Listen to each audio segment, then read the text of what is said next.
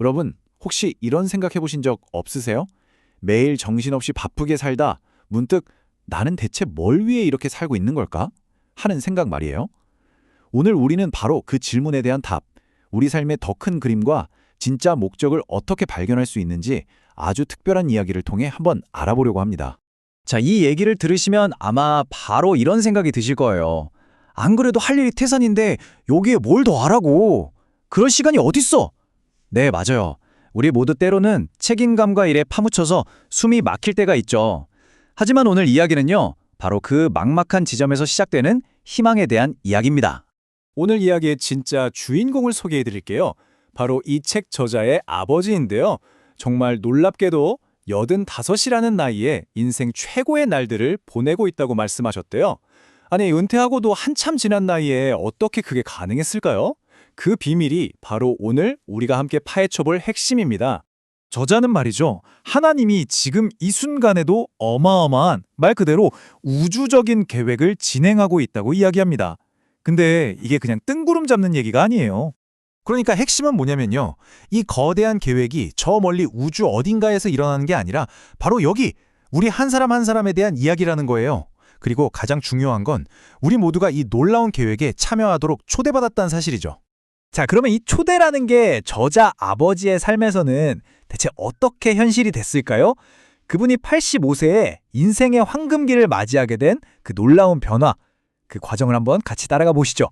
이분은요, 평생을 정말 성실하게 교회 장로로 섬기신 분이었어요. 그런데 문제가 있었다면 그분의 생각, 그러니까 하나님을 위한 일이란 건 전부 교회라는 건물 안에만 있다고 생각했다는 거죠. 그분의 목적은 오직 교회 활동 그 자체였던 겁니다. 그런데 그의 인생에 정말 결정적인 모든 걸 뒤바꿔 놓는 전환점이 찾아옵니다. 그가 세상을 보는 관점과 비전이 완전히 새로워지는 순간이었죠. 그 시작은 바로 1971년 브라질 여행이었습니다. 거기서 매일같이 정말 생생하게 살아있는 젊은 크리스천들을 만나게 된 거예요. 그들의 이야기를 들으면 들을수록 충격에 빠졌죠. 그리고 마침내 그의 인생을 완전히 바꿔버린 그 질문을 던지게 됩니다. 바로 이 질문이요. 아니, 내가 평생 이런 젊은이들은 처음 봅니다. 도대체 뭘 어떻게 하길래 애들이 이렇게 생명력이 넘치는 거죠? 그는 자신이 평생 봐왔던 것과는 전혀 다른 진짜 살아 숨쉬는 믿음을 본 거예요. 혼란스러우면서도 그 비결이 미치도록 궁금했던 거죠. 그가 유심히 관찰하고 나서 내린 결론은 정말 충격적이었습니다.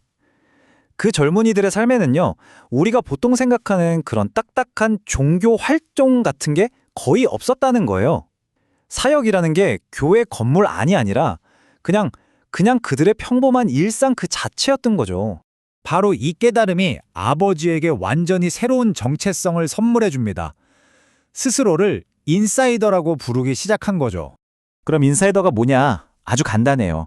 어떤 특별한 장소나 프로그램이 아니라 그냥 내 삶, 내 평범한 관계들 속에서 하나님이 주신 나만의 역할을 찾아내고 살아내는 사람. 바로 그게 인사이더입니다. 이것이 바로 그의 발견이자 이 책 전체를 꿰뚫는 핵심 메시지이기도 하고요. 이 깨달음 하나가 그의 삶을 완전히 뒤집어 놨어요. 더 이상 교회 건물에 얽매이지 않았죠. 매일 걷는 그 동네 산책길, 헬스클럽의 뜨끈한 자쿠지, 심지어 우리 집 거실, 이런 곳들이 그의 가장 중요한 사역의 현장이 된 겁니다. 그렇게 한 사람을 만나면 그 사람이 또 다른 사람으로 자연스럽게 이어졌고요. 자, 여기까지가 아버지의 이야기였어요. 그럼 이제 우리 이야기로 한번 초점을 옮겨볼까요? 이 이야기가 바로 지금 우리에게 뭘 말해주고 있는 걸까요?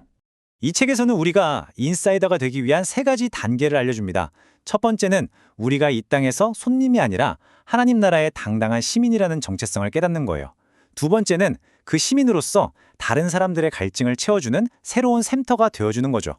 그리고 마지막 3번째, 이 모든 걸 가지고 교회 안에만 머무는 게 아니라 세상 속으로 나아가는 겁니다. 저자의 아버지는 미네소타의 크리스탈이라는 평범한 동네에서 자신의 위대한 목적을 발견했습니다. 그렇다면 여러분은 여러분의 목적을 어디서 찾으시겠어요? 여러분의 크리스탈은 어딘가요? 여러분의 산책길, 여러분의 회사, 여러분의 거실은 어디에 있나요? 결국 이런 관계 속에서 진짜 목적을 따라 사는 삶이 주는 기쁨은 정말 그 무엇과도 바꿀 수 없는 것 같아요. 내 자녀들이 진리 안에서 행한다 함을 듣는 것보다 더 기쁜 일이 없다. 이 말이 그 마음을 가장 잘 표현해 주는 것 같네요. 여러분의 하루하루도 바로 이런 기쁨으로 가득 채워지길 진심으로 바라겠습니다.